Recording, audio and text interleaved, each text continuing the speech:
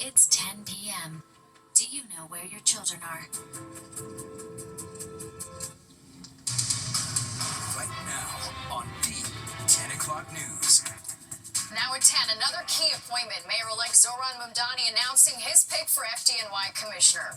The DOJ making thousands of more files connected to convicted sex offender Jeffrey Epstein public. The details on the documents that were released today.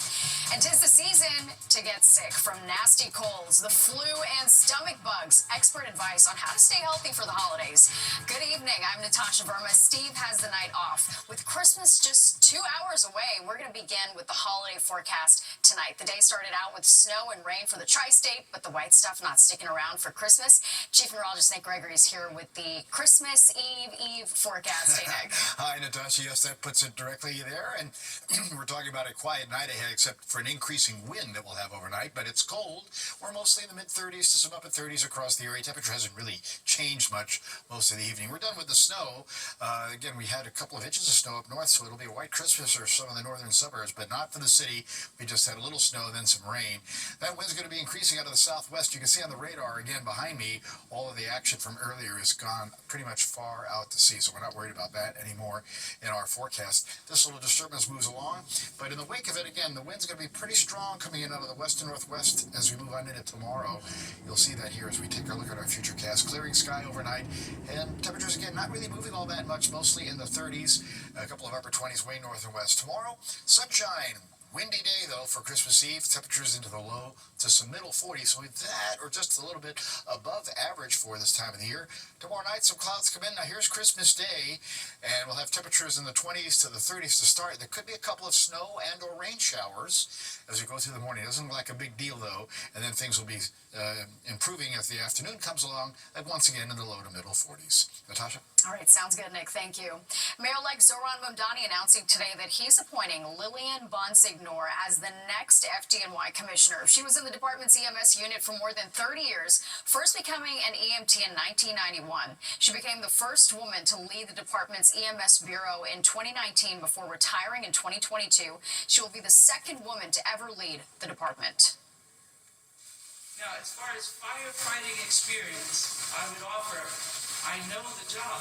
I know what the firefighters need, and I can translate that to this administration who's willing to listen. I know what EMS needs. I have been EMS for 30 plus years. And now you have a commissioner that can start an IV. Mamdani also announcing today that he's keeping Zach Iscool as the interim commissioner of emergency management and Javier Lohan as the interim commissioner of the Department of Sanitation. Mayor Adams appointing his own FDNY commissioner today, even though his term ends in 8 days. Mark Guerra joined the FDNY in 1988 and currently serves as acting commissioner. He will serve as FDNY commissioner until December 31st. At least 2 people are dead and many others hurt after an explosion at a nursing home in the suburbs of Philadelphia.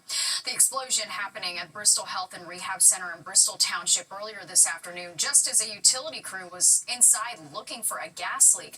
However, the cause of the explosion is unclear. The blast caused the building to partially collapse. First responders are digging through the rubble and using search dogs and sonar to locate potential victims. The Justice Department releasing a third round of Epstein files today. Fox's Linda Schmidt joins me live now with a look at this latest dump. Linda. And the latest one, Natasha, involves about 30,000 files here, pages. We are talking about photos, emails, videos, and documents from the FBI and Justice Department.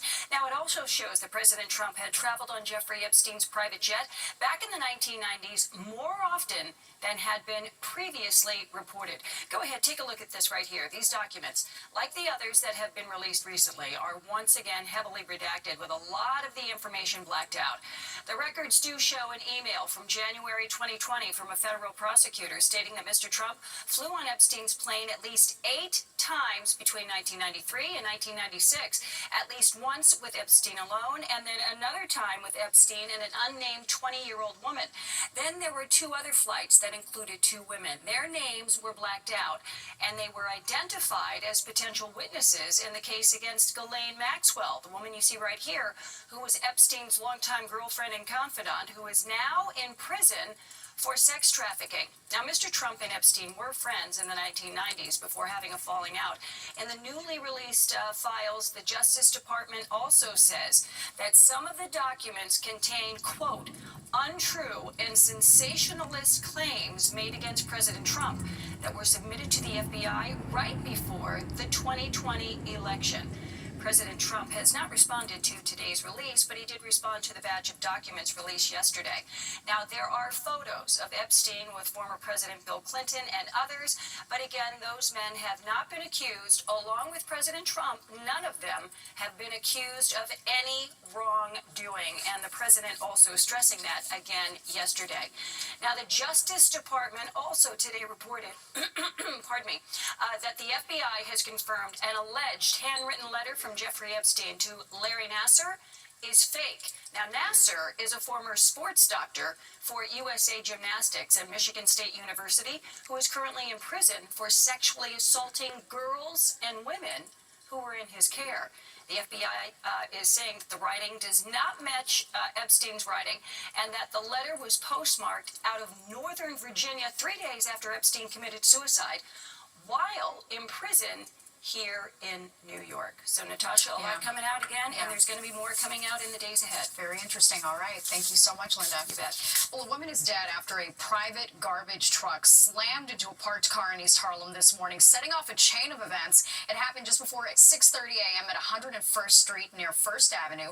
Police say the truck rammed into a parked car, and that momentum pushed it into a scaffolding outside a building. That scaffolding collapsed, killing a woman. 4 others were hospitalized with minor injuries, including the garbage truck driver.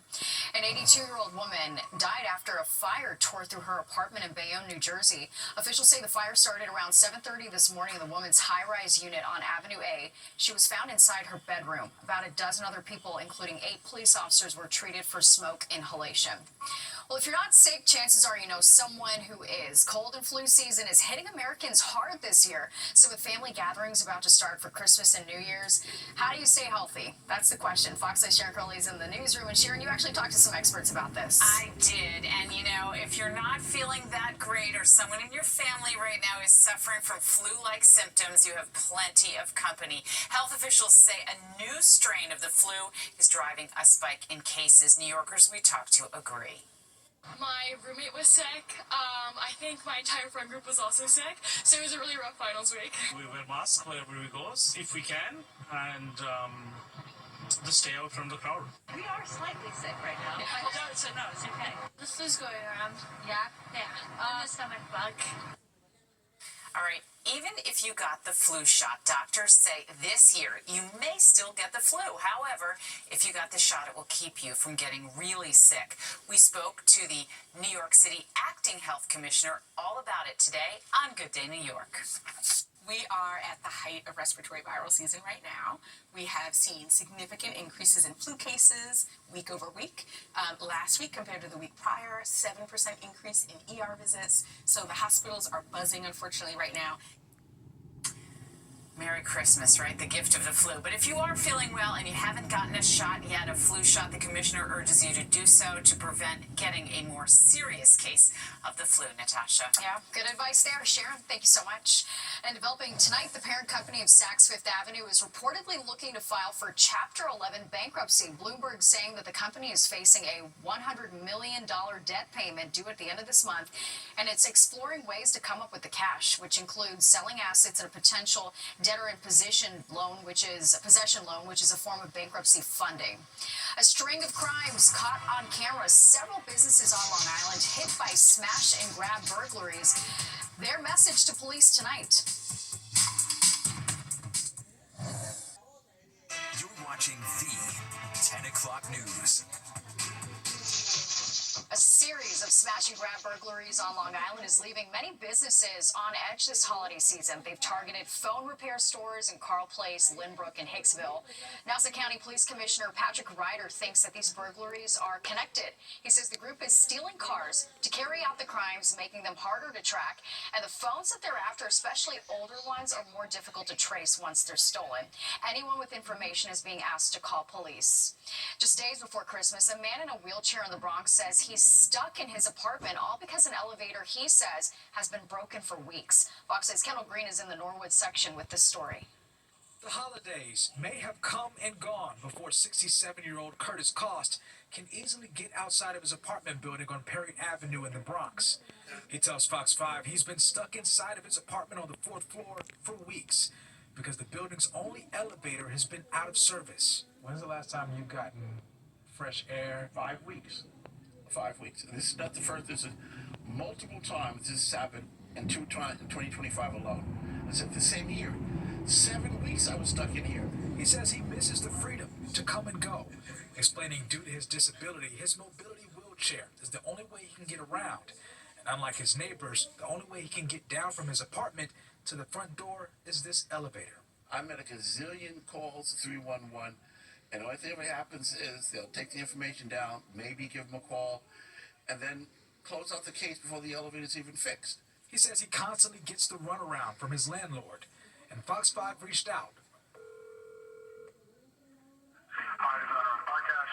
Please do not leave a message. We didn't get his landlord on the phone, but we did get a statement from Park Cash Management saying they were forced to take the malfunctioning elevator out of service about 4 weeks ago and immediately brought in a repair company. But they say, quote, as the work was progressing, the contractor had to address additional issues beyond the cause of the original breakdown in order to ensure the elevator's safe operation.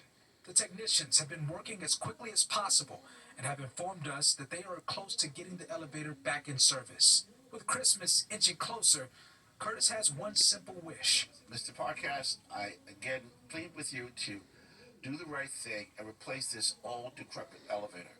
Kendall Green, Fox 5 News. Well, Christmas coming early in the Bronx. Food Bank for NYC distributing food and other essentials to families in the Longwood section. Despite the weather, people lined up around the block, mothers and fathers grateful to be able to bring food and presents home to their families. The moms and dads got to pick out toys for their kids along with essential household products, personal care items, groceries, and fresh produce.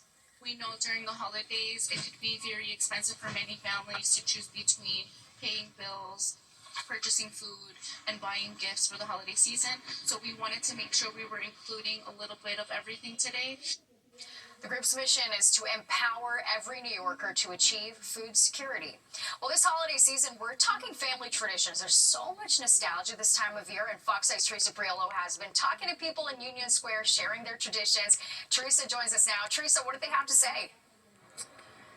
Oh, they were so excited here, Natasha. So a lot of people are out just trying to get the end of their Christmas shopping done. They even came here to the holiday market in Union Square. You can see the big sign behind me. It just closed for the day. But we got a chance to catch up with a lot of people that were finishing up their Christmas shopping. And as they were going around, we started to overhear them talking about Christmases of years past and the traditions that they had as kids. As you might imagine, all of them centered around food, and really all of them had mom at the center of the magic. They shared a lot with us. Take a quick listen. Was there any one person that was responsible for creating the Christmas magic? Probably my mother, of course. Yeah. It's always a mother.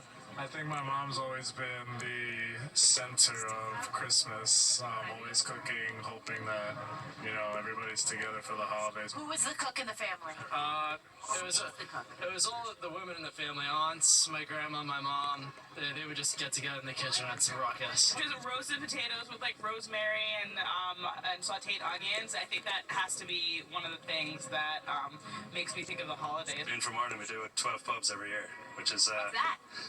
It's like a tradition where you do 12 pubs. You drink a pint in each of the 12 pubs. When we were very little, we would always decorate our cookies and leave them for Santa and put food outside on our lawn for the reindeers.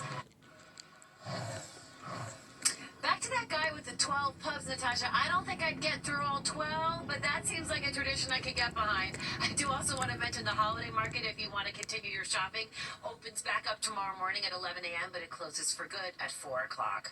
That's the latest from Union Square tonight. Back to you in the studio. Yeah, and a lot of love from moms. We love to hear that. All right, Teresa, thank you so much. A lot of Americans are turning to GLP-1s to lose weight. And if you don't like pricking yourself, there is good news. What we know about the new pill form.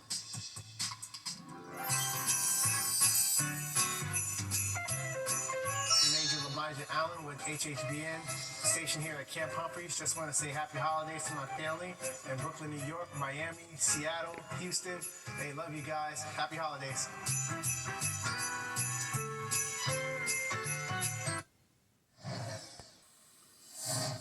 Welcome back. Look at that. People had to break out the snow shovels today in parts of New Jersey. A fast-moving system dumped up to 4 inches in parts of Sussex and Bergen counties. Other areas only got a coating. Here in the city, it was a rainy mess with some flurries at times. Nick joins us now with a full forecast. Hey, Nick. Yes, hello there, Natasha. That's where those areas up north that you mentioned are going to see that white Christmas because you have to have an inch of snow on the ground on Christmas Day. And some places like Middletown, New York, for example, got 6 inches out of this. Stony Point at 4, Armonk at 3, Valley College about the same, Nyack at 1, Comac just about 0.3 of an inch of rain there. High Point, there you go, into Franklin Lakes 3.5 inches, Randolph 2.5, 2 at Rivervale, Greenbrook 1.5, Wayne at 1, and heading to Connecticut, New Fairfield, the jackpot there at 3.5, Greenwich 1.5, same for Stamford, Weston about a 1, and same for Shelton. All right, well, in New York City again, a little bit of snow mixed in. It was mostly the rain, but we didn't expect much to happen, right? 40-35 today. Those numbers pretty close to average, but the records of 66 and -1 were both set back in the 1800s. And our sunrise 7:18 down 4:33, and now we'll start picking up a minute or so of daylight per day moving forward. We've now passed the winter solstice. All right, cloudy 38 now, variable winds going to become westerly, southwesterly, and pick up its speed.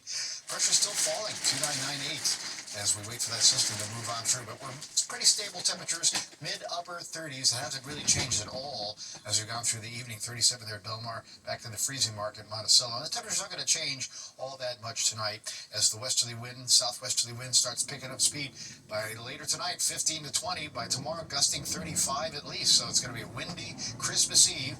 Upper 30s to about 40. High temperatures most of the area today. That was pretty much the story all through the Northeast. Boston there at 38. Hitting 40, Syracuse and Buffalo, down to Philadelphia. And now you can see a real warm surge coming on up towards Virginia, back towards Indianapolis. Look at that, 60 degrees today, 55 as you got towards Columbus and even Chicago getting into the mid-50s. Don't get excited. That's not coming our way. But we'll see seasonal temperatures here over the next 2 days for sure. All right, satellite view. Again, our system from this morning heading out to sea, so no problems from that. As you take a look at the wide view, no problems as we go westward until we get all the way to the west coast. There's another little system coming in now, and that, as you see, is bringing in rain and snow. No, parece que ponché a alguien over that jet stream y salió el tuyo, sorry. by the time we get to late Friday night, and that could be maybe a little bit of accumulating snowfall here around here. Plowable snow, as we like to say. We'll see how that plays out. All right, let's look at the futurecast for tonight. Those skies going to clear, and we'll watch for temperatures to zip on down.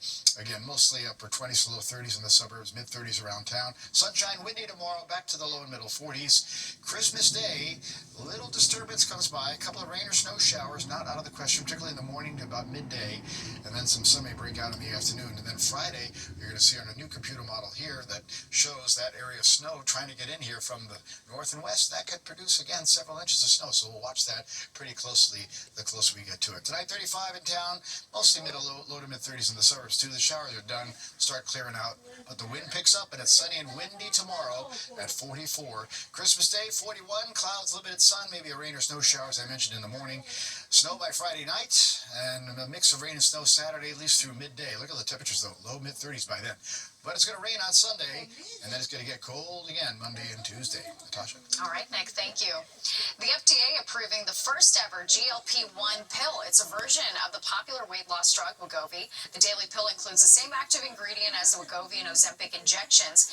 Clinical trials have shown that it delivers similar results as the weekly shots. The price has not yet been released, but the maker has reached a deal with the Trump administration to sell the lowest dose of the pill for $149 a month for people who pay out of pocket.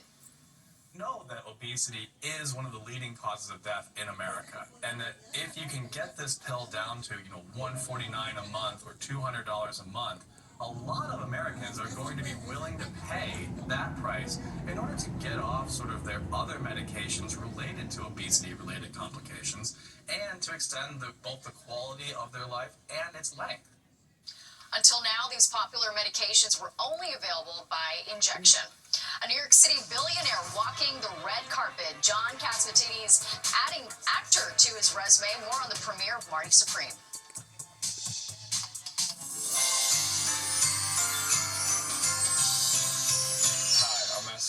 Marcus, one of your IGs down at Karlsruhe, Germany. I would like to wish my friends and family in Brooklyn, New York, a Merry Christmas and Happy Holidays and a Happy New Year. John Catsimatidis Day, lawmakers making the proclamation tonight. He's the billionaire owner of grocery stores, gas stations, real estate, and WABC Radio. He was honored for his lifetime contributions to the city and for his acting debut in Timothy Chalamet's new movie, Marty Supreme. It's a drama about table tennis hustler in New York City in the 50s. They cast me as a New York character. You think I'm a New York character? You know, I yell, I scream, I holler. I must be a New York character. Yeah, I'd say so. Marty Supreme opens nationwide on Christmas Day. Let's get one last check of the forecast with Nick. All right, Natasha, our forecast kind of chilly overnight. It's mostly in the low and middle 30s. We have a clearing trend coming in. Tomorrow, a windy day. We'll have sunshine for Christmas Eve, and temperatures get on pretty much into the low and middle 40s. Christmas Day, clouds, little sun, a couple of rain or snow showers. A quiet day, otherwise, again, low and middle 40s. Look out for snow by Friday night. Okay, sounds good, Nick. Thank you. That does it for us tonight. I'm Natasha Verma for News Anytime. Check out our free Fox Local app. Have a great night. I'll see you tomorrow.